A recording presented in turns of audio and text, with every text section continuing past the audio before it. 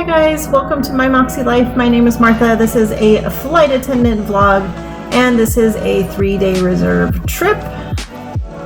And stay tuned at the end for a reveal of my March schedule. I did get a line. We're here at the Dallas airport, and first stop is Dunkin' Donuts. I'm just going to my gate. We just flew from LA to here, and now I don't actually even know where we go. I think we go to Midland, and then shoot, I don't know.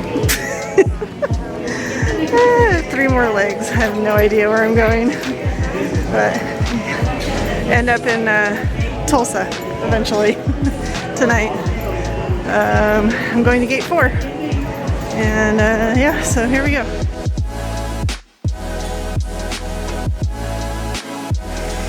Hi guys, good morning. I am now on the aircraft. We are on a 700. This is my galley, or the back galley I should say, not mine. I don't own it.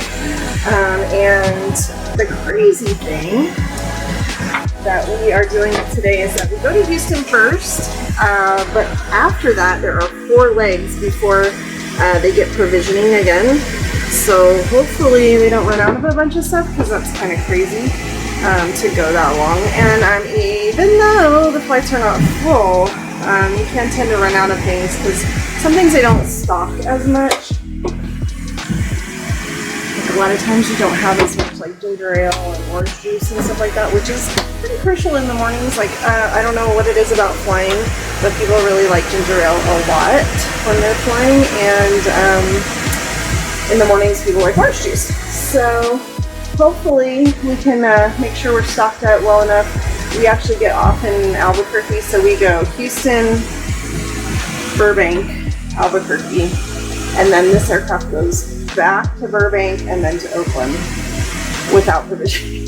So we'll see what happens. I mean, hopefully those people will have enough stuff, and I guess we'll just have to conserve, you know what I'm saying? A lot of times early in the morning though, people don't order stuff, mostly just want coffee. So anyway, I did all my safety checks, and I'm just waiting to start boarding. I'm hungry already. These early morning flights are super weird. I get really hungry, but I'm going to hopefully hop off in Houston and try to find something to eat. I don't remember what's there. All I can see is a Chick-fil-A, and I don't really want that, but you know, you just take what you get. Alright guys, we'll check in later at some point when I remember. Bye. Here we are on the ground in Burbank. This aircraft next to us is all loaded up and ready to back out. And there's an aircraft, you can see it out there on the tarmac waiting to pull into that gate. So once the tug has pushed the aircraft out and the ground crew indicates to the pilots that they are ready to go, so they can head off to the runway to take off. And then the other aircraft can pull in, and you will notice there are marshallers on the ground indicating where the aircraft should pull in to keep it straight with the gate. So there's 2 marshallers on the outside called wing walkers, and then the one marshaller at the nose basically shows the pilots where they need to stop, so they are parked in the right spot. And you can see him raise his arms slowly, and then they come to a cross at the top once they've reached the point where they need to stop, and then they indicate that they can put the brakes on. Once the brakes are set, then the other ground crew can come out and place blocks on the tires so the tires don't move. That yellow pole is a tail stand, which supports the aircraft when they're loading cargo and unloading. I'm in Albuquerque, and I got food at the hotel, but I'm starting to like really lose faith in the hotel restaurants, because I have gotten food 2 times. The last 2 trips I've eaten 1 dinner at the hotel, and the first one was okay. It was okay, but it was expensive. And then the other night I had wings, not good, and they charged me $17 for a cocktail. $17.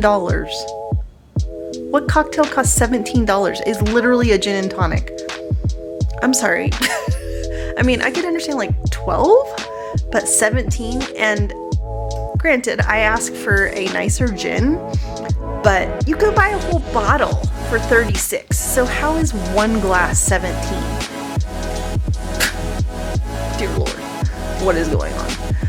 Okay, so I got some food. Let's look at what I got. I got an enchilada plate. So these are chicken enchiladas, green chili. It's Albuquerque after all. That's supposed to be like their claim to fame. So, ooh, it actually looks pretty good. I'm going to show you what it looks like. My enchilada plate, a little salad, some Spanish rice, some beans, and then enchiladas. So, all right, let's see how good this is. And it actually wasn't that much. This was only $14, and then we get a 40% discount. So that's pretty good. Hi guys, welcome to day 3. Today we're on an 800, which happens quite often on day 3 of a trip. We usually end up on an 800, taking it back to LA. This is the galley. Had all my safety equipment set up for the demo, and we have some bins closed in the back because it's pretty empty, so we're encouraging people to sit forward. This is the 800 galley, and it does have carts, even though we don't use carts, and it has bins, which we call this the wall of death because it's super scary to think about if one of these were to come flying out as you landed, and I have heard that has happened before. So this is everything all closed up. This is during the time when Provo is stocking everything. Look how pretty it is. Even though it wasn't a very pretty day out, I decided to take the coast home because there was quite a bit of traffic on the other freeway that gets me home. So always love to stop and just look at the ocean and enjoy that view for a moment on my way back. All right, this is the part where I go over my schedule for March. So this app is a bidding app that makes it super easy. Everything is very easy to find. You can filter all the trips. So if you look at the top there, you can see that there are 441 lines available. And then here's all the filtering. These are all the basic filters. You can filter by position, days, or turns. So I usually turn off the turns 2 and 2 days, and then just go for the 3 days first, because those are my favorites. And then you can also filter a little more specifically if you click that little plus sign, and you can see you can do by hours, cities, commutable trips, how many legs in a day, overlap days. There's so many things that you can filter by. I don't really use a lot of that because I do not have very good seniority to get all the little things that I would like. So I mostly just go by the number of days, positions, and then if there's any specific days I want off. All right, so now when you go to bids, you can see that 441, that's how many trips are available. And for some reason it's not working. Okay, so there you can see it is sorting now by 3 days. So that means literally every trip in there that is 3 days, whether it's an AM, a PM, and I believe the orange are AM and the blue are PM, if I'm correct. And then you can see those are nice clean lines, but they're all Hawaii lines, which means I would not get those probably, because even if people don't want them, they bid for them because they're really good for trading or giving away if you want to get rid of your whole line. So that's what those are. Those are nice, clean weekday lines that I'm probably not going to get. Now I don't go through line by line and look at each line. I basically just pick what I want off. If there's like certain days that I need off and those trips qualify for that, then I pick them, and I don't really care about position because it's just easier to take anything that has what I need off. And you can see those are a lot of 2 days. Don't like those too much because that's a little too much driving for me. If I lived closer, that would be nice. That's a rotating line. I've talked about rotating lines before. Yeah, so you can see all the different kinds of lines. The ones that are just a little dot are turns, so that means you're there and back on the same day. And look at all those rotating lines. And yep, so that's everything. This is what I look like this morning. I'm not yet showered. It is Sunday morning on the 6th of February, and I was showing you my bidding app that I use and all the different filters and everything that I can use to choose what I want to work or what I hope to get for my work schedule for March. So in a little bit, it is 8:30 right now, and our schedules are released usually by 10. So because of the way my company does things, it's always based on Central Time. So it's noon Central Time, so it'll be 10 o'clock here in California, and they will release our schedules. So I will do that schedule reveal with you, and you guys can see what I'm going to be working in March. I do have a line.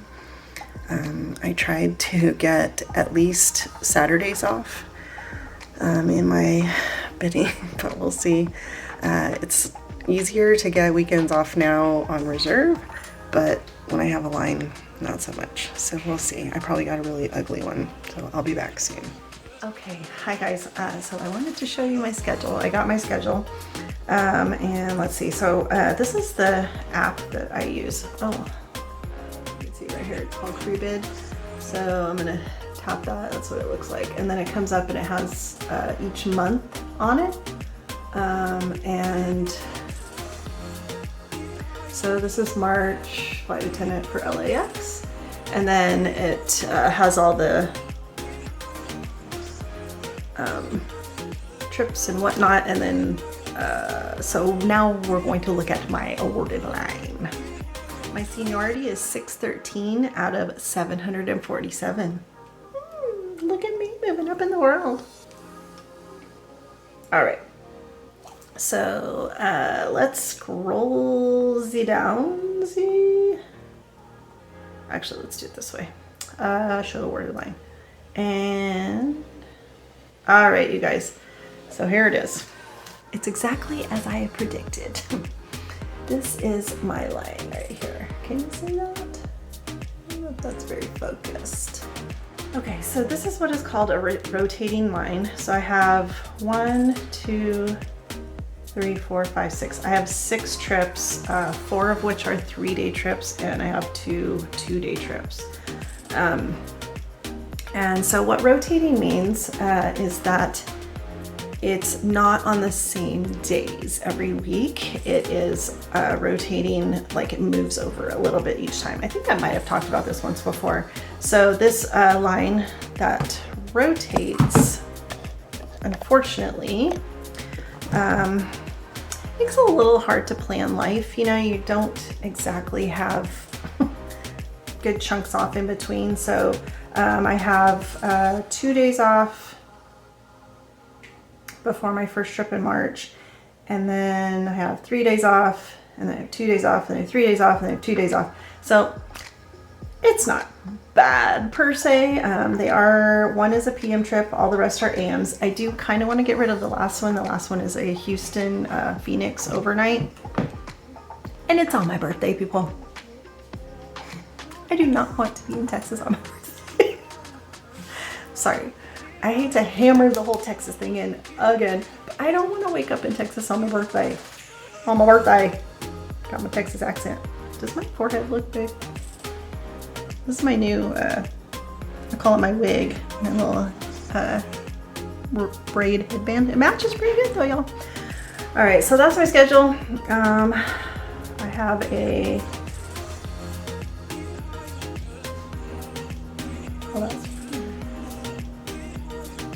really good long overnights anywhere.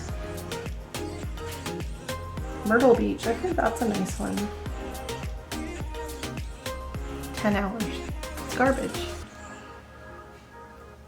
Oh, I have a Seattle. How long is it? Oh, I have a 20-hour Seattle. Yay! I haven't had a 20-hour, or I haven't had long Seattles in ages. So other than that last trip, I think I will probably most likely keep all this. I found out I was flying with actually another flight attendant that I've never actually met in person, but we talk a lot on social media. So we shall be flying together, which I'm very excited about. That'll be fun. I have got the A position on all my trips, and I have 112 hours for the month. All right, so that's my schedule for March.